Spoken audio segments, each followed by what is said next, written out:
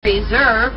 So let's see if we can get someone on the radio. Airport Patrol, this is Simba 1. Do you copy? Simba 1, it is Warden Wilson Mutua. Over. Well, Jumbo Wilson, Simba 1 entering a Tory forest. Over. I'm Jumbo, Simba 1. Keep your eyes open and drive carefully. You should see lots of animals. Oh, roger that, Wilson. We already do. If you see to your right, that is called the okapi. Okapis are very shy and reclusive animals. You know, they weren't even discovered to the Western world till 1901, so they are fairly new to us. And those black and white stripes at the bottom kind of makes it look like a zebra, but you know, it's actually a relative of the giraffe.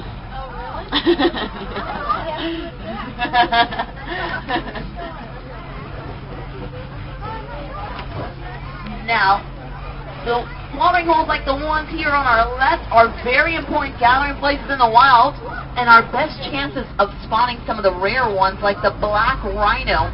Black rhinos, unfortunately, I see one already, are an endangered species. There is less than 4,200 left in the world today. Alright, now folks, as we pull up, I want you to look straight ahead. You can see the black rhino right now.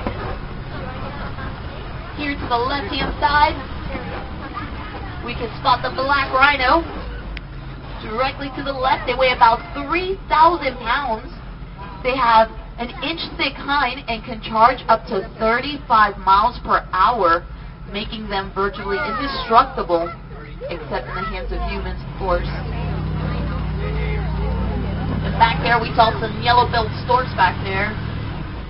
We'll see if what else we can spot over here. A lot of the animals' natural colors and markings do blend into the background.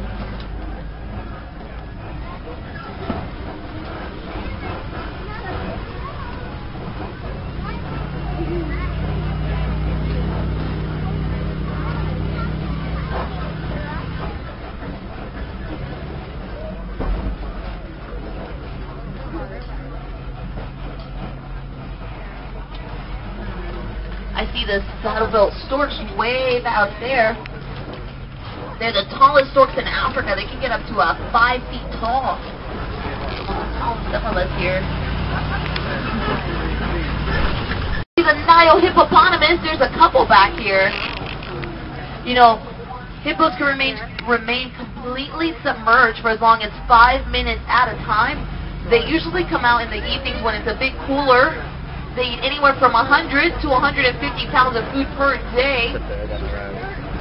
They move.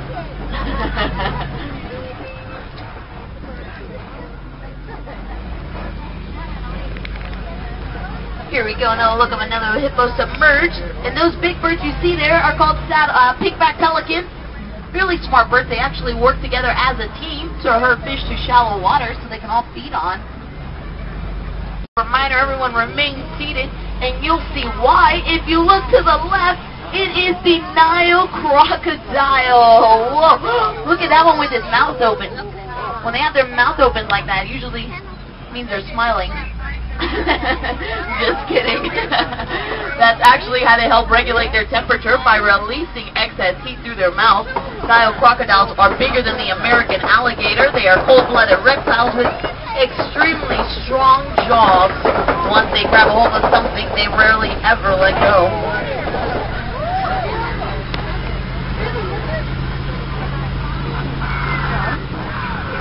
Simba 1, come in.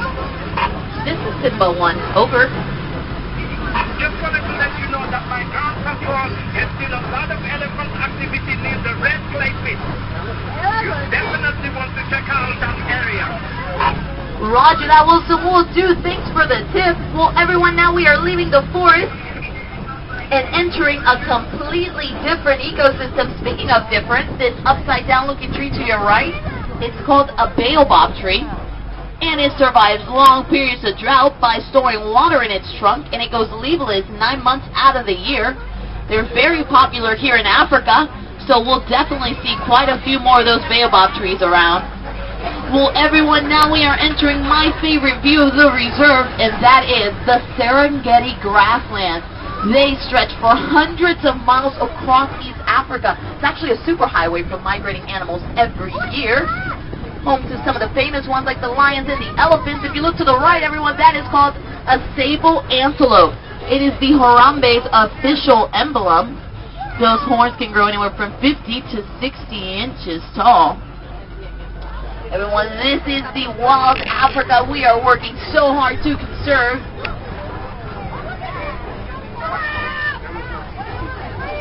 Well, everyone, the landscape that you see here is created by the animals that live here.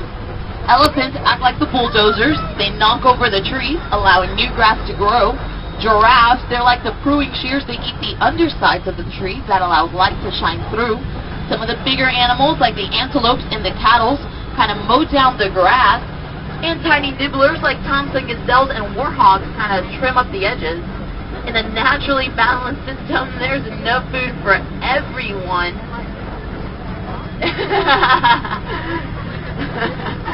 Alright, I haven't spotted any animals over here on this side, but those cone-shaped things that you'll notice all around, they're called termite mouth. And they're actually as hard as concrete, and elephants like to use them as scratching bows. And once they wear them all the way down, some of the bigger animals, like the antelopes, use them to look over the savannah and see if there's any lions hiding in the small grass.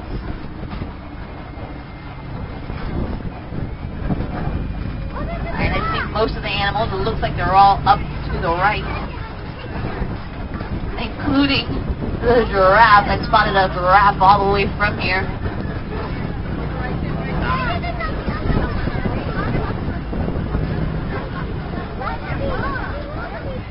A few of them gather, some of them are laying down. They are the largest migrating animal in the world. This right here is called the reticulated giraffe over here to the left. Tallest land animal in the world. It's called reticulated because reticulated is Latin for reticulata, which literally means net, and it's a reference to its net-like pattern on its coat. Alright, so they are the white-bearded wildebeest, estimated at 1.5 million migrate every year. Now the ones with the big horns, that's called the Ankole cattle, also known as the Watutsi cattle.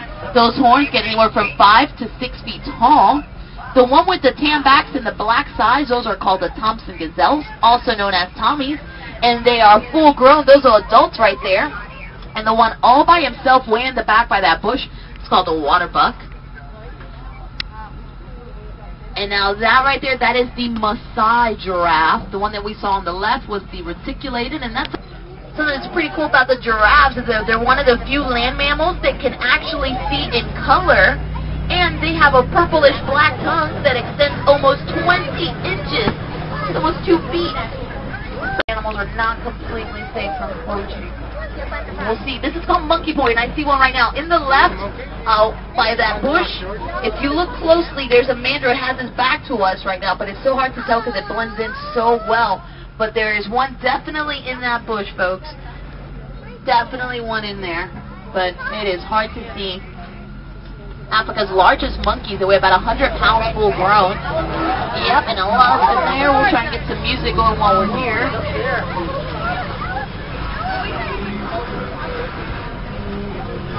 There we go.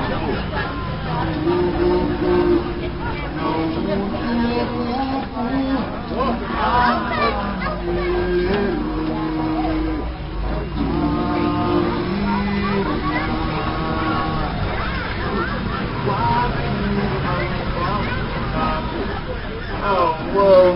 Looks like another bridge. I'm gonna turn this music off here. Hold on, folks. I don't like the look of this one. Looks like this bridge has seen better days. Hold on, folks. This does not look very sturdy. I'm sure it's fine now. I'm sure there's... Oh no! Everyone lean to the right! Lean to the right! Save the driver!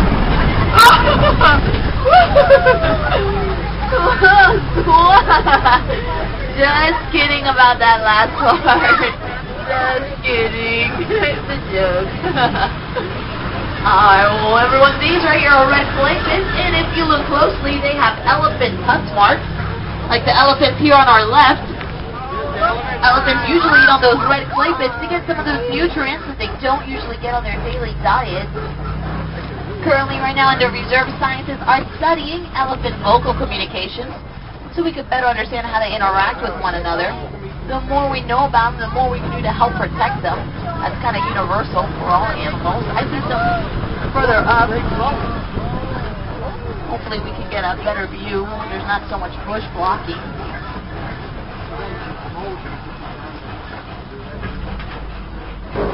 See some more of the baobab trees.